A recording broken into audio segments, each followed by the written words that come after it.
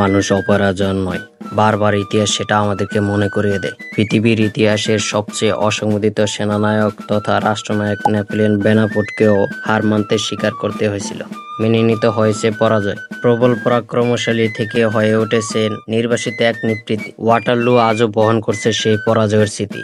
সারা বিশ্বে যতগুলো যুদ্ধের ময়দানের নাম মানুষের মুখে উচ্চারিত হয়, যেমন পলাশী যুদ্ধ, পানিপথ যুদ্ধ, তার মধ্যে নিঃসন্দেহে ওয়াটারলু যুদ্ধ সবচেয়ে বিখ্যাত। ফরাসি সম্রাট নেপোলিয়ন আর ডিউক অফ ওয়েলিংটনের ঐতিহাসিক যুদ্ধ আর নেপোলিয়নের পরাজয়, সেই সঙ্গে তার সাম্রাজ্যের যবনিকাপাত, সবকিছু মিলিয়ে ওয়াটারলুকে পরিচিত করেছে এক বিশ্বদিত নামে। আজকে আলোচনা করব সেই ঐতিহাসিক ওয়াটারলু যুদ্ধ বা নেপোলিয়ন যুদ্ধ, যা মানব সভ্যতার ইতিহাসে ভয়ঙ্করতম 10 যুদ্ধের মধ্যে 9 নম্বরে অবস্থানে রয়েছে নেপোলিয়ন যুদ্ধ। শুরু করার আগে আপনি যদি আমাদের চ্যানেলে নতুন হয়ে থাকেন তাহলে অবশ্যই সাবস্ক্রাইব করে পাশেই থাকুন। 1813 সালে লিপজিগের যুদ্ধে শোচনীয়ভাবে পরাজয়ের পর নেপোলিয়ন ভূমধ্যসাগরে এলবা দ্বীপে নির্বাসিত হন। নেপোলিয়ন সিংহাসন ত্যাগ ও নির্বাসনের পর অষ্টাদশ লুই ফ্রান্সের সিংহাসন আরোহণ করে। তার সময় মিত্রবর্গ ভিয়েনা সম্মেলনের মধ্যে ফ্রান্সের সাম্রাজ্য নিজেদের মধ্যে ভাগ করে নিতে ব্যস্ত হয়ে পড়ে। প্যারিসের প্রথম সন্ধি অনুসারে বেলজিয়াম ও অন্যান্য রাজ্যাংশ ফ্রান্সের হস্তচ্যুত হলে ফরাসি জনগণের মধ্যে অসন্তোষ দানা বেঁধে ওঠে। একই সাথে ফ্রান্সের আর্থিক সংকট প্রবল হয়ে ওঠে।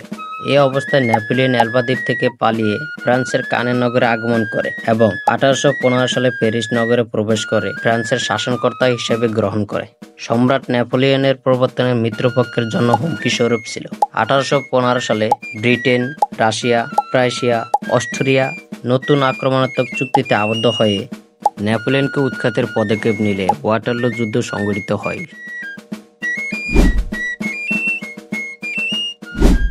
সম্রাট নেপোলিয়নের প্রত্যাবর্তনের সংবাদ প্রচারিত হওয়ার সাথে সাথে মিত্রপক্ষের প্রতিনিধিগণ ভিয়েনায় মিলিত হয়। তারা নেপোলিয়নকে আইন বহির্ভূত ও বিশ্ব শান্তির অন্যতম শত্রু বলে ঘোষণা করে। ব্রিটেন, রাশিয়া, প্রাশিয়া ও অস্ট্রিয়া এক নতুন আক্রমণাত্মক চুক্তি সম্পাদনা করে নেপোলিয়নকে 3 দিক থেকে আক্রমণের সিদ্ধান্ত নেয়। ওয়েলিংটনের নেতৃত্বে উত্তর দিক থেকে ব্রিটিশ বাহিনী ও রোবারের নেতৃত্বে প্রাশিয়া বাহিনী, আলেকজান্ডারের নেতৃত্বে পূর্ব দিক থেকে রুশ বাহিনী এবং শেরজনবার্গের নেতৃত্বে অস্ট্রিয়ার বাহিনী ফ্রান্সে একযোগ হয়ে আক্রমণ চালানোর সিদ্ধান্ত নেয়। এই অবস্থায় নেপোলিয়ন দ্রুত গতিতে বেলজিয়ামের দিকে অগ্রসর হন। ফরাসি বাহিনী লিঞ্জি, কোয়ার্টারব্রাস এই যুদ্ধে জয়লাভ করে। এই সময় ইংরেজি সেনাপতি ও মিত্রবাহিনীর অধিনায়ক ডিউক অফ ওয়েলিংটন ফ্রান্সে আক্রমণের মোকাবেলার জন্য বেলজিয়ামের ওয়াটারলু প্রান্তে সৈন্য সমাবেশ করেন। 1815 সালের 18 জুন ওয়াটারলু প্রান্তে প্রচণ্ড যুদ্ধ আরম্ভ হয়।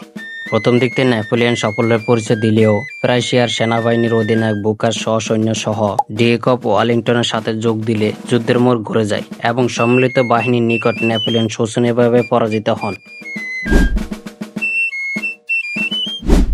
1769 সালে ভূমধ্যসাগরের দ্বীপ কর্সিকায় জন্মগ্রহণ করেন নেপোলিয়ন বোনাপার্ট। একটা সময় ফ্রান্সের সামরিক বাহিনী পদমর্যাদায় দ্রুত বৃদ্ধির মাধ্যমে তিনি প্রতিভাবান ও সাহসী নেতা হিসেবে প্রমাণ করেন। 1799 সালে নেপোলিয়ন একটি রাজনৈতিক অভ্যুত্থানে ফ্রান্সের ক্ষমতা দখল করেন।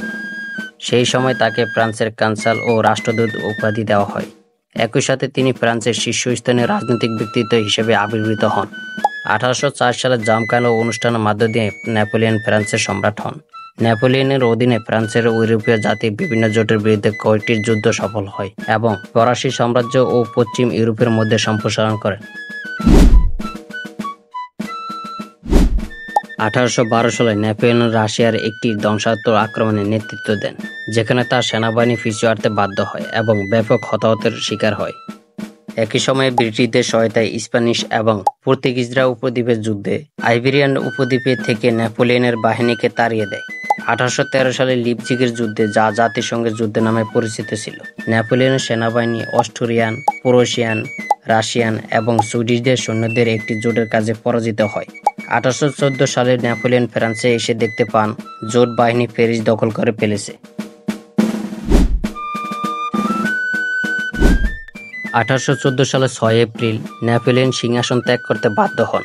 একটি চুক্তির মাধ্যমে তাকে ইতালির উপকূলীয় কাছাকাছি ভূমধ্যসাগর দ্বীপে এলবা দ্বীপে নির্বাসিত করা হয়। কিন্তু 1815 সাল 6 ফেব্রুয়ারি নেপোলিয়ন এলবা দ্বীপ থেকে পালিয়ে যান এবং 1000-এরও বেশি সমর্থকদের একটি দল নিয়ে ফ্রান্সের মূল ভূখণ্ডে যাত্রা করেন। 20 মাস প্যারিসে ফিরে আসেন, যেখানে জনতা উল্লাসের মাধ্যমে তাকে স্বাগত জানায়। তখন নতুন রাজা লুইস 18 জুন পালিয়ে যায় এবং নেপোলিয়ন আবারও ফ্রান্সের ক্ষমতা দখল করেন।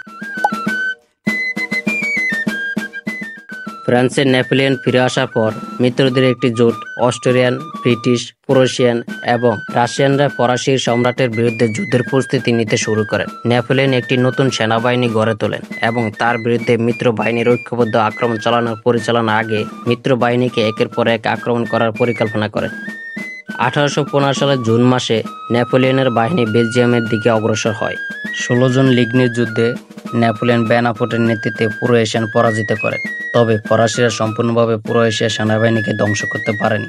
18 জন নেপোলিয়ন 72,000 সৈন্য এবং 68,000 ব্রিটিশ সেনাবাহিনী বেলজিয়ামের ব্রেসলেসের দক্ষিণে ওয়াটারলু গ্রামের কাছে অবস্থান গ্রহণ করে। ব্রিটিশ সেনাবাহিনীর মধ্যে ছিল বেলজিয়াম, ডাচ এবং জার্মান সৈন্য। ওয়াটারলু যুদ্ধের ফলাফল ছিল অত্যন্ত সুদূর প্রসারী। নেপোলিয়নের সৈন্যরা ব্রিটিশদের বিরুদ্ধে জোরালো আক্রমণ চালায়। জার্মান বাহিনীর আগমন ফরাসিদের বিরুদ্ধে যুদ্ধের মোড় ঘুরিয়ে দেয়। এছাড়া ফরাসি সেনাবাহিনী বিশৃঙ্খলা পিছিয়ে পড়ে। নেপোলিয়ন যুদ্ধ 1803 থেকে 1815 সালে সংঘটিত হওয়ায় এই যুদ্ধে নিহত হয়েছিল 70 লক্ষ মানুষ। একসঙ্গে একাধিক দেশ নেপোলিয়নের বিরুদ্ধে যুদ্ধ ঘোষণা করেছিল। সেই সময়ে প্রায় 12 বছর ধরে বিভিন্ন সময়ে চলা সেই যুদ্ধে মৃত্যু হয়েছিল 70 লক্ষ মানুষের। এই ওয়াটারলু যুদ্ধ মহাবীর নেপোলিয়নের জীবনের শেষ যুদ্ধ।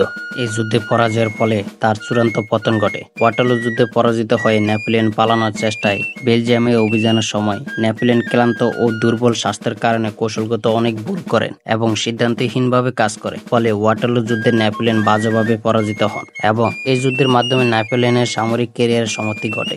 1822 জন নেপোলিয়ন পুনরায় পদত্যাগ করেন। অক্টোবরে তাকে দক্ষিণ আটলান্টিক মহাসাগরের প্রত্যন্ত ব্রিটিশ নিয়ন্ত্রিত সেন্ট হেলেনা দ্বীপে নির্বাসিত করা হয়। তিনি 1821 সালের মে মাসে সেন্ট হেলেনা দ্বীপে মাত্র 51 বছর বয়সে মারা যান। আজকের পর্বটি ছিল এই পর্যন্তই। দেখা হবে আরো অন্য একটি পর্বে। আমাদের পরবর্তী পর্বটি মিস না করতে চাইলে আমাদের চ্যানেলটি সাবস্ক্রাইব করে পাশেই থাকুন।